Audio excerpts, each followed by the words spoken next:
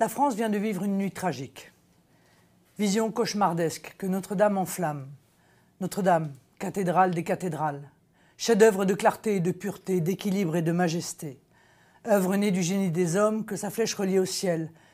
Mais surtout Notre-Dame, cathédrale de la France, dont l'histoire est si intimement liée à notre grande histoire.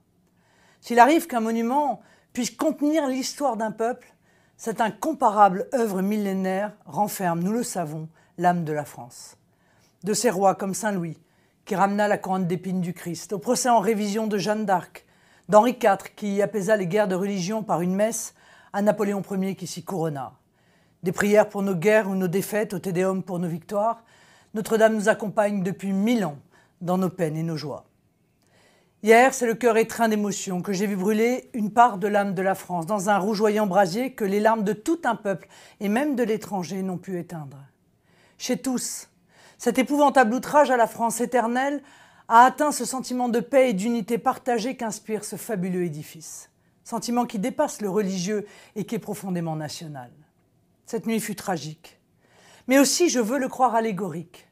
J'ai vu les flammes qui détruisent, mais comme beaucoup, j'ai ressenti en moi intimement celles qui brûlent au plus profond de mon cœur, comme dans le cœur de tous les Français, de toutes origines, de toutes confessions.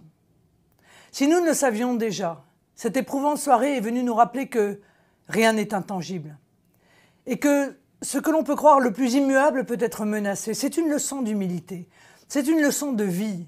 Je veux y voir un appel à l'union et à l'action.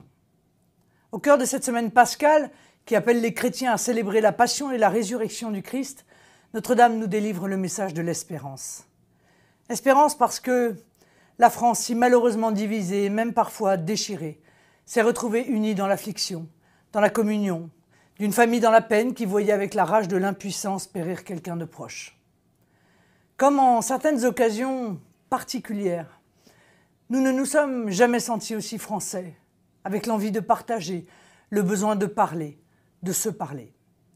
Espérance aussi parce qu'à l'issue d'un combat titanesque, nos soldats du feu ont vaincu, qu'ils trouvent ici le témoignage de notre admiration et de notre infinie gratitude, la mienne, celui du mouvement que je préside, comme je crois celui de la nation tout entière. Ils ont accompli le miracle de la nuit auquel le désespoir de la soirée nous interdisait de croire.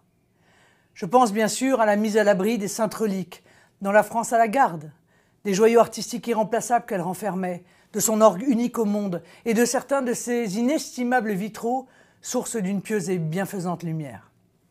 Et puis surtout, Notre-Dame a tenu. Ses voûtes millénaires sont restées debout. Notre-Dame a été soumise aux martyrs. Certes, elle est abîmée, mutilée, mais Notre-Dame continuera de vivre. Mais dès lors que les piliers tiennent et portent l'édifice, il est toujours possible de reconstruire. Français d'ici ou d'ailleurs, étrangers de France ou du monde, riches ou pauvres, le généreux élan spontané qui se lève pour reconstruire ce que le malheur a détruit est à l'image de cette France fraternelle, généreuse et résiliente. Que toutes les donations pour cette belle œuvre soient encouragées et que les mécènes, petits ou grands, soient remerciés du fond du cœur. C'est cette image d'une unité, celle du cœur et de l'esprit, que Notre-Dame de Paris nous offre, une fois de plus. Cette image est source de lumière et de vie. Elle nous inspire et doit nous guider dans les épreuves.